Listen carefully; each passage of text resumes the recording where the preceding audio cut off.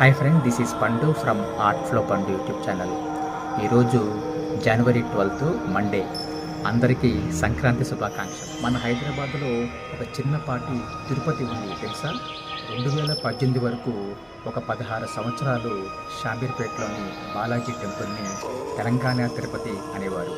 So ఇప్పుడు 2019 March 19 నుండి Hyderabad Jubilee Hills road number 86లో ఒక చిన్న కొండ మీద తిరుపతిని ఆలపించేలా మినీ తిరుమలని టీటీడీ వారే 17 కోట్లతో నిర్మించడం జరిగింది.